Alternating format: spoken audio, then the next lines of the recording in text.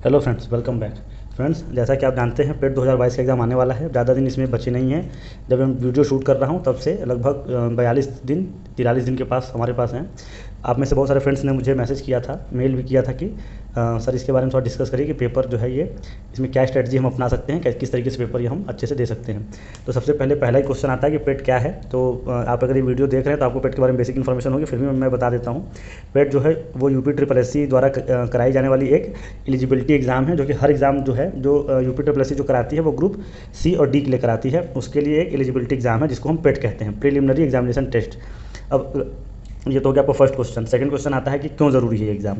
जैसा कि आपने देखा होगा पेट 2021 के बिहाफ पर लेखपाल और जो है कि अब वीडियो की आएगी या 2021 के हिसाब से एलडीसी यूडीसी सप्लाई इंस्पेक्टर इनकी वैकेंसी आ चुकी है, जिसमें कि पेट ही उन लोगों ने मांगा था। और आपको मैं इन्फॉर्मेशन के लिए भी बताता चलूँ कि लेखपाल के लिए 63 नंबर के अप्रॉक्स कट ऑफ थी।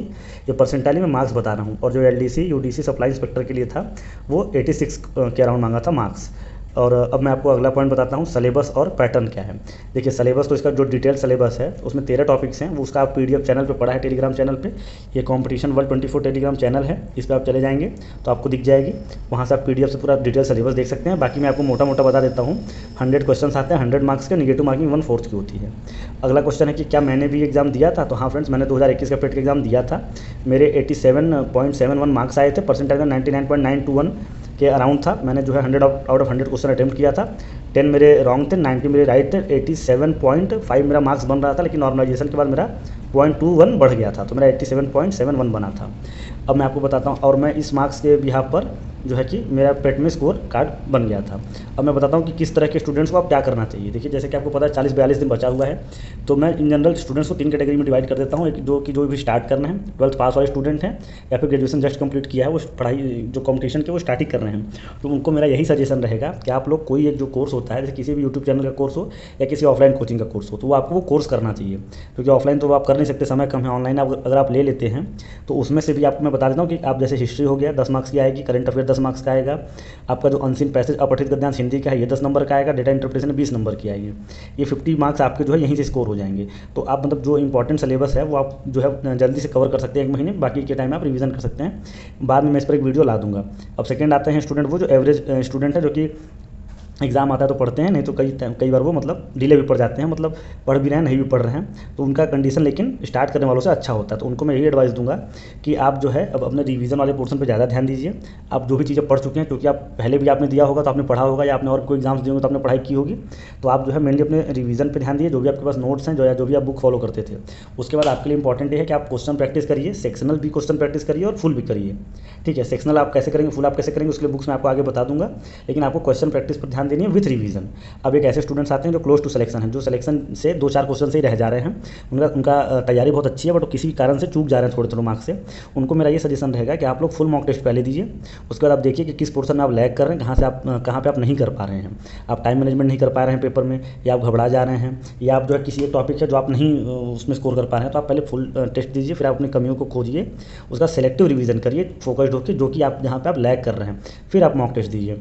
ठीक है, अपना टाइम वेस्ट मत करिए, आप अपनी जो कमियाँ बस उसको सुधारने पर ध्यान दीजिए, क्योंकि आपने तैयारी कर ली है। अब मैं आपको बताता हूँ कि आप कौन कौन से बुक्स जो है वो फॉलो कर सकते हैं। देखिए मैंने एक पब्लिकेशन का नाम लिखा हुआ है, आप कोई भी बुक ले सकते हैं, उससे कोई दिक्कत नहीं है। सब पब्लिकेशन ही अच्छे से कंपाइलेशन कर देती हैं मैटर्स का। फॉर एग्जांपल जैसे घटना चक्र की एक थ्योरी बुक आती है जो कि पेट को डेडिकेटेड है, क्योंकि देखिए पेट का सिलेबस में बहुत ज़्यादा चीज़ें नहीं है, सिलेक्टिव पॉइंट्स पेट जो यूपी ट्रिपल एस सी है उसने सिलेबस आप उठा के देखेंगे एक एक टॉपिक मेंशन कर दिया। जैसे हिस्ट्री बोला तो एक एक टॉपिक उसने लिख दिया हिस्ट्री का, ऐसा नहीं है कि बस वो हिस्ट्री लिख के छोड़ दिया उसने। तो जब आप इनकी किसी पब्लिकेशन की बुक लेंगे तो उसने टू द पॉइंट ही उसमें थ्योरी दी हुई है।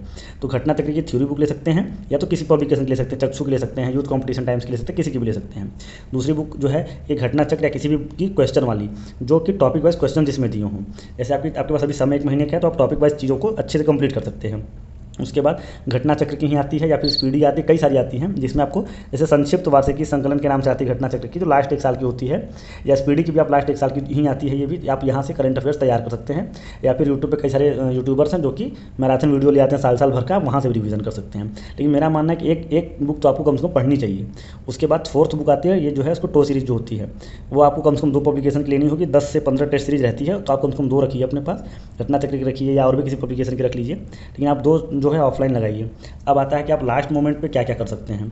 देखिए लास्ट आप 30 दिन पढ़ने के बाद जब आपका लास्ट मोमेंट आएगा एग्जाम का, जैसे 10 12 15 दिन रह गया है, तो आप जितना भी पढ़ पाएँ इस 1 महीने में उस पर जो है फोकस करके उसी पर रिवीजन करिए। फिर उस 15-20 दिन में मॉक टेस्ट दीजिए। डरिए मत ज़्यादा कि आपका नंबर कम आ रहा है ज़्यादा आ रहा है, उससे कोई फ़र्क नहीं पड़ता। जो आपने पढ़ा है आपका उसी अकॉर्डिंग आएगा। और कई सारी कोचिंग्स ऐसी हैं जो कि लास्ट मोमेंट पे मैराथन वीडियोस चलाती हैं। तो कई बार हमको क्या होता है कि हम पढ़े तो होते हैं, लेकिन हमें कॉन्फिडेंस नहीं आता है कि हमारी तैयारी अच्छी है या नहीं अच्छी है। तो उसके लिए आप मैराथन वीडियोस देख सकते हैं किसी भी अच्छे यूट्यूब चैनल का। फिर वहाँ से आपको एक कम से कम एक कॉन्फिडेंस लगेगा कि हाँ मैंने मतलब जो है लास्ट मोमेंट पर रिवीजन भी किया हुआ है। अब आ रहा है कि सबसे लास्ट क्वेश्चन, टेस्ट कैसे दें और कहाँ से दें। देखिए क्योंकि आपको पता है कि आपका जो टेस्ट है वो ऑफलाइन मोड में होने वाला है, और जो आप पेट के बाद जो भी आप इसकी मेंस की परीक्षा देंगे वो भी ऑफलाइन मोड में होने वाली है। तो मैं तो आपको ये कहूँगा कि आप ऑफलाइन जो है इसका टो सीरीज जो बुक आती है जो मैंने आपको यहाँ बताई है वो आप लीजिए और उसको लगाइए। उससे क्या होगा कि आपको एक्चुअल कंडीशंस की नॉलेज होगी, और आप OMR शीट के साथ लगाइए। ऐसा नहीं सिर्फ क्वेश्चन टिक करते क्या चलेगा, नहीं आप पूरा फुल तरीके से क्वेश्चन लगाइए, तो इससे आपकी एक्चुअल कंडीशन तैयार होगी। लेकिन मैं आपको ये भी रिकमेंड करूँगा कि आप ऑनलाइन टेस्ट भी कुछ लगाया करिए। ये मैं आपको क्यों बोल रहा हूँ, ये मैं आपको इसलिए बोल रहा हूँ कि आप जब ये लगाएंगे टेस्ट सीरीज, तो कई बार हार्ड टेस्ट सीरीज जो आपके नंबर कम आएंगे या ज़्यादा आएंगे, आप अपनी कंडीशन को जज नहीं कर पाएंगे कि मैं अच्छा कर रहा हूँ या बुरा कर रहा हूँ। ईजी टेस्ट आएगा तो आप 85 भी कर लेंगे, टफ आएगा तो आप हो सकता है 65 पर रह जाएँ। तो ऑनलाइन टेस्ट से भी आपको मदद मिलेगी, आप जो हर 2-4 दिन पे एक टेस्ट दे सकते हैं।